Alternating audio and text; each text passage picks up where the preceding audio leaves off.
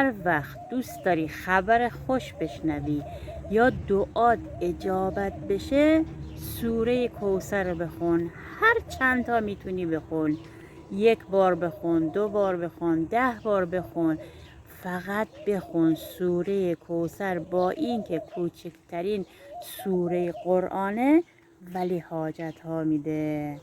انشاءالله بخونی و حاجت روا بشی. برای رزق و روزی فراوان و عاقبت به خیری و حاجت روایی، کافی روزی 77 مرتبه بگی یا رزاق یا فتاح. فرزند عصبی داری، پرخاشگره، اذیت میکنه، حرفتو گوش نمیده، کافی روزی 100 مرتبه براش بگی یا قهار. بگو و فوت کن بهش. 1 بارم سوره کافرون رو بخون. میخوای عاقبت به خیر بشی، هم خودت هم خانوادت، هر روزی 100 مرتبه بگو یا عزیز. خواص بیشمار دعای ناد علی. میدونستین که دعای ناد علی خیلی حاجت میده، حاجت روایی داره، با اینکه کم دعاش ولی حاجت روایی زیادی داره. اگر گم شده دارین یا چیزی گم کردین مثل پول، طلا، کلید، کارت ملی یا هر چیزی، حتی آدم اگر گم کردین، 10 مرتبه دعای ناد علی رو بخونی، انشاءالله پیدا میشه. برای چشم زخم و چشم نظر کافیه 24 مرتبه دعای ناد علی رو بخونی. گرفتاری های بزرگ، خیلی گرفتاری، خیلی مشکل داری، مشکلاتت حل نمیشه، هر کاری میکنی، به هر دری میزنی، مشکلت حل نمیشه. 24 مرتبه دعای ناد علی رو بخون، نیت کن و بخون. برای باز شدن بخت و اقبال روزی 24 مرتبه دعای ناد علی رو بخون. برای پولدار شدن، غنی شدن، دست بالت خالیه، پول نداری، گرفتاری، مشکل داری، 12 مرتبه ناد علی رو بخونی.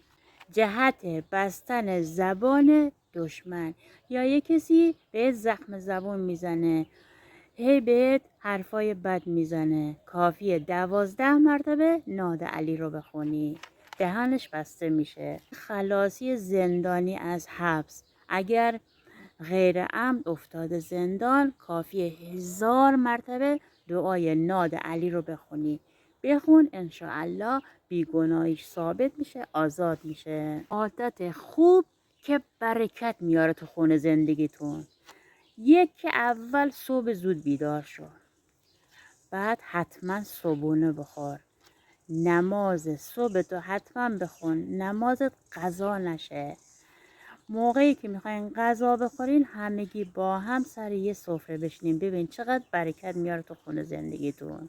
حتما روزی 1 صفحه قرآن بخون، خیلی راحته. حرفایی که تو ظرفشویی مونده حتما بشور، نذار بمونه صبح بلنشی بشوری. آشغالا حتما ببر بذار بیرون، نذار تو خونه آشغال بمونه. بددهنی نکن، فحش نده به اعضای خانواده. وارد خونه که میشی سلام یادت نره، اگه خونم خالی بود سلام یادت نره. حتما روزی 1 بار آیت الکرسی بخون، فوت کن دور بر خونه. حتما روزی 4 مرتبه 4 قلو بخون، فوت کن دور بر خونه. این چیزا برکت میاره تو خونه زندگی. میدونین حرز یعنی چی؟ حرز یعنی حفاظت، حرز یعنی سپر بلا. هر بلایی که میاد سمتتون، با حرز بلا ازتون دور میشه، با داشتن حرز. حتما هر کسی باید تو خونش یه دونه حرز داشته باشه، یه دونه حرز امام جواد علیه السلام، برای دوری از بلاها، از گرفتاری ها، از چشم زخم، از بیماری. حتما یه دونه حرز تهیه کن، بذار تو خونت. به نیت آقا سیدالشهدا روزی 100 مرتبه صلوات میفرستیم و هدیه میکنیم بهشون، برای برکت در خونه زندگی، برای دور شدن از بیماری، از گرفتاری. تا حالا ختم سوره مبارکه حمد رو گرفتی؟ یک بار نیت کن بگیر ببین چجوری همه مشکلات دونه به دونه حل میشه.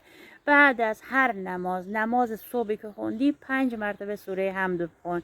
بعد از نماز ظهر باز بخون 5 مرتبه سوره حمد. از نماز عصر 5 مرتبه سوره حمد. بعد از نماز مغرب 5 مرتبه سوره حمد. بعد از نماز عشا 5 مرتبه سوره حمد. داری میخوابی 5 مرتبه سوره حمد. از خواب بیدار شدی 5 مرتبه سوره حمد. بخون و مشکلات تو دونه به دونه با چشم ببین که چجوری حل میشه با خوندن سوره حمد. حمد سوره شفاست و شفا دهنده است و رزق و روزی میاره، برکت میاره، گرفتاری ها رو ازت دور میکنه. سوره حمد دوستان، دو روش بهتون میگم که خونتون و محل کارتون رو پاکسازی کنین. آب و نمک درست کن، بذار تو یه ظرف کوچیک، بذار 4 گوش خونتون. گلاب و بریز تو آب پاش، رو 100 مرتبه صلوات بفرست، بپاش دوره بر خونتون.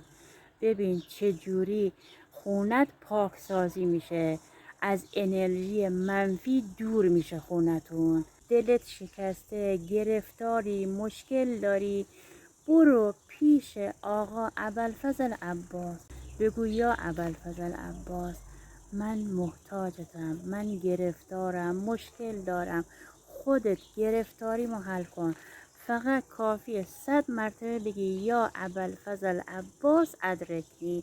انشاءالله آقا ابوالفضل دستت میگیره، دست رد به سینت نمیزنه، حاجت روات میکنه، حاجت میگیری. مدت هاست حاجت داری، حاجت روا نمیشی، مشکل داری، مشکلت حل نمیشه.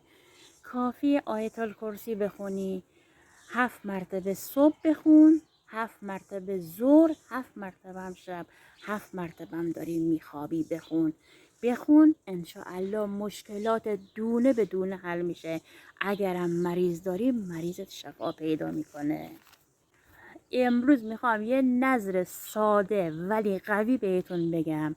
یه تسبیح بردار 100 مرتبه بگو السلام علیک یا زینب کبرا. انشاءالله خانم حضرت زینب حاجت روات میکنه، حاجت دلت میده، کافی صداش کنی و سلام بدی بهش، انشاءالله که حاجت روا میشی. هر جای زندگیتون به مشکل برخورد برین در خونه اهل بیت. اگر تو زندگیتون اختلاف تو زندگی به بنبست خوردی، به کسی مشکلتون نگو، فقط برو در خونه اهل بیت. از آقا امام حسین بخوا، از آقا حضرت عباس بخوا، از خانم حضرت زینب بخوا، از خانم حضرت رقیه بخوا، از خانم فاطمه زهرا بخوا. حاجتتو به اونا بگو، انشالله حاجتت میدن، حاجت روا میشی. تو ماه محرم حاجت روات میکنه. اگر این ویدیو به دلتون نشست برای کسانی که نیاز دارن بفرستین. التماس دعا.